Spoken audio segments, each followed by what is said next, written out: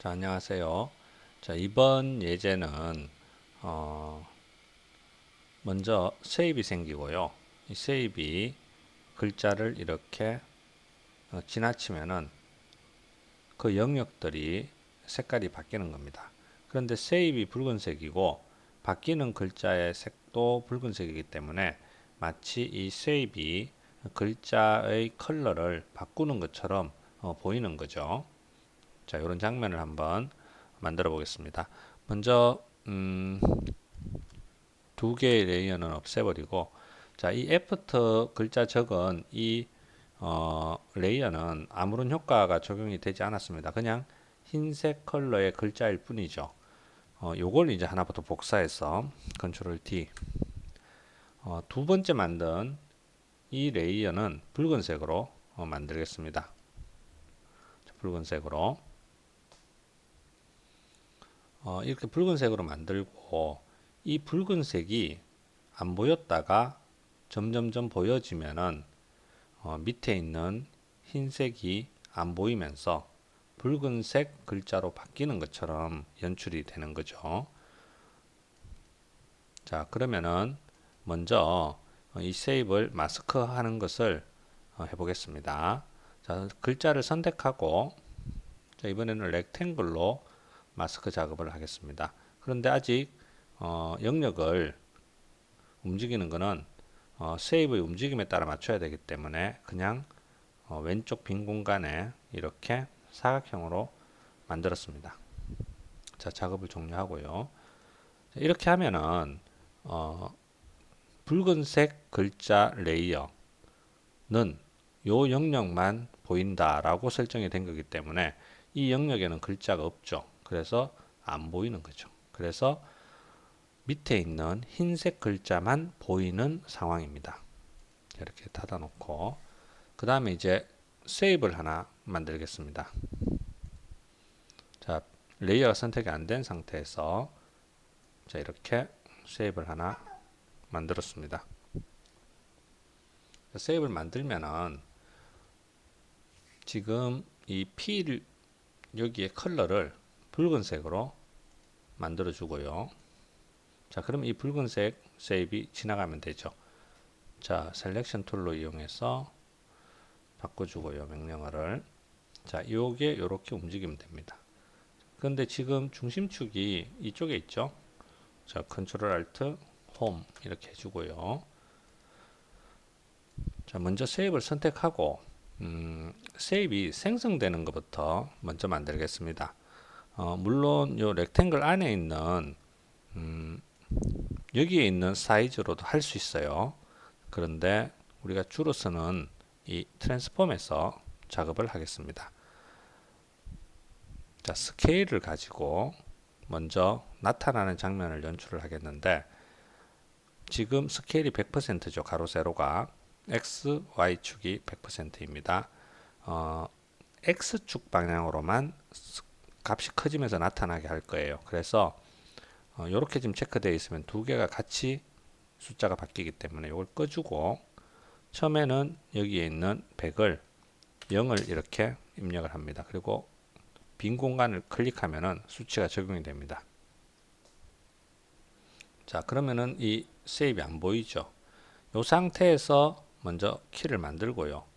그 다음에 시간을 조금 한 4초 정도, 그 다음에 이것을 120 정도 입력해서 원래보다 더 크게 만들어 줍니다. 그 다음에 시간을 조금 더 3프레임 옮겨 가지고 그 다음에 한 90 정도 이렇게 만들어 주면은 커졌다 작아졌다 하면서 나타나는 거죠. 그냥 커지게만 만들어서 나타나면 조금 재미가 없기 때문에 이렇게 반동도 조금 두는 겁니다. 이렇게 하면은 그냥 딱 나타나는 것보다는 좀 더 재밌게 연출이 되는 거죠. 자, 나타나는 건 이제 됐습니다. 그러면 이제 이동을 해야 되겠죠. 그럼 포지션으로 들어가야 됩니다. 이 상황에서 먼저 키를 만들어 주고 근데 나타나고 바로 움직이면 좀 그러니까 시간을 한 13초 정도 그러면은 나타나고 잠깐 있다가 이렇게 이동을 하는 거예요. 자, 여기에서 한 이 정도 움직일까요?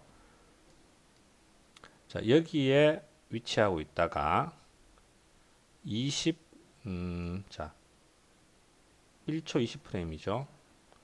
옆으로 이렇게 이동하는데 이럴 때 먼저 선택을 하고 Shift를 누르면은 옆으로 수평 이동을 합니다. 이렇게.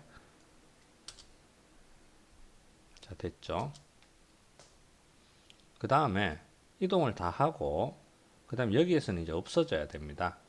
없어져야 되는데 없어지는 이 키들은 이미 우리가 생성될 때 만들었던 것들을 역순으로 복사해서 붙여넣기 하면 됩니다.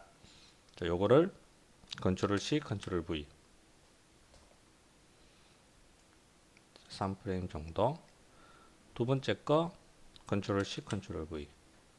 그 다음에 마지막 거 Ctrl C, Ctrl V.